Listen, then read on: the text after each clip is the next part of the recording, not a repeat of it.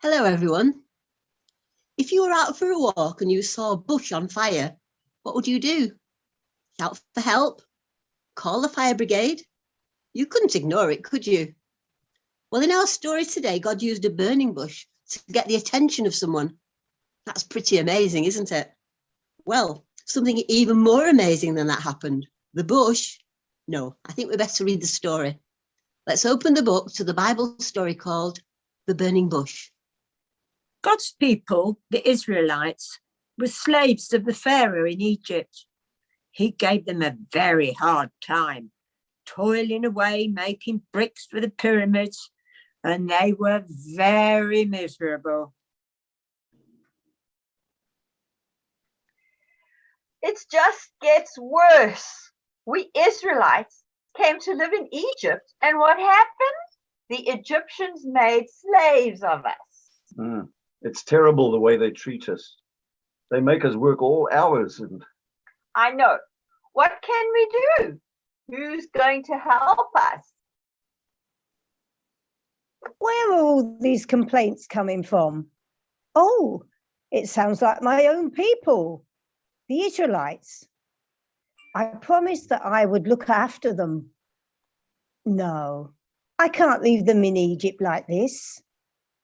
I know a man who did escape from Egypt. I'm sure he'd be able to help. If only I could persuade him.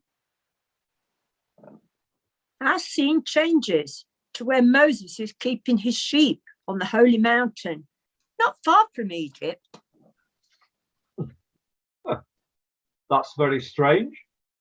There's a fire over there. But this land is much too empty and hot for anyone to want to come camping. What can it be? I will go closer. Oh, this is awesome. It's a bush on fire, and yet, surely it's not possible. The fire burns fiercely, but no part of the bush is burnt up. What can it mean? Then God called to Moses out of the burning bush. Moses, come no closer and take off your shoes, for this is holy ground. Who are you? Why are you talking to me, a lowly shepherd? I am the God of Abraham and Isaac and Jacob, the God of Israel. I have chosen you, Moses, to lead my people out of Egypt to freedom. I can't do that. I don't live in Egypt anymore. And anyway, I'm no good at talking to people. You must do it, Moses. But you can take your brother Aaron with you. I've heard my people's prayers. You are the one to lead them to freedom. Oh dear. You won't believe that you sent me. Take that walking stick there in your hand and throw it on the ground. As the stick hits the ground, it turns into a hissing snake. Now pick it up again. And the snake becomes a walking stick again. Show that to those Israelites, and then they'll believe you. You must take your brother Aaron. He's very good at speaking to people. Now go. I will tell Aaron to meet you here. We're back in Egypt again. Moses and Aaron have arrived to deliver God's message. Listen to us, Israelites. My brother Moses and I have something very important to say to you. Who are these two? Never seen them before, have you? No. What's so special about them? Why should we bother listening to them? See this stick that I'm carrying? Look. It's turned into a snake. Oh, don't worry. Look, it's turned back into a stick. Hey, can you do that again? Hmm. These fellows do have something about them.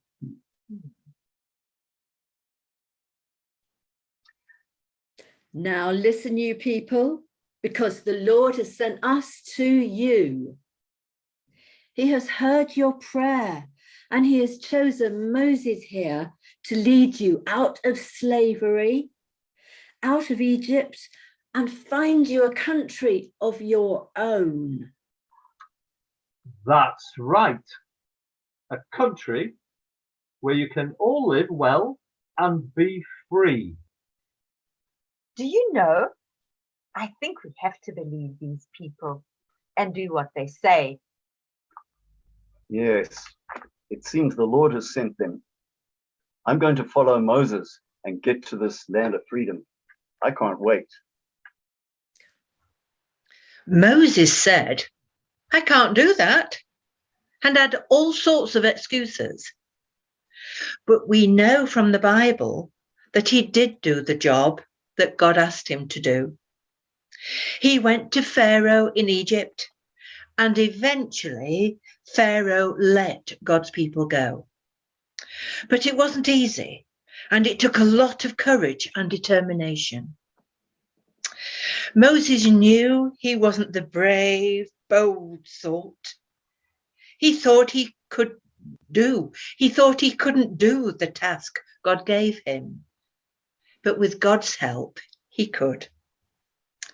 Even though Moses was a shy man who wasn't good at talking to people, God chose him to do a special job.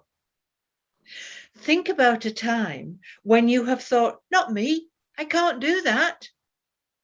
Maybe your teacher has asked you to stand up in front of everyone and to read something. Or when you've been chosen to be in a team. Think about how you can believe you can do it.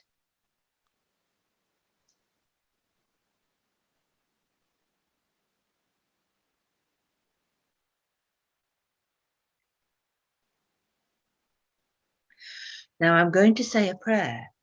And if you want to make it your prayer, say Amen at the end after me.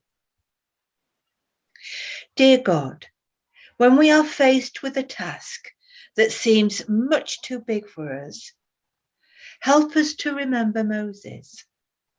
Although he was afraid and unwilling, thank you that with your help, he set out to rescue the people of Israel from slavery. Amen. Amen. Amen. I hope you enjoyed this week's story, and just know that we believe in you, that if you set your mind to something, you can do it. So have a good week, and we'll see you next time. Bye-bye. Bye. Bye. Bye.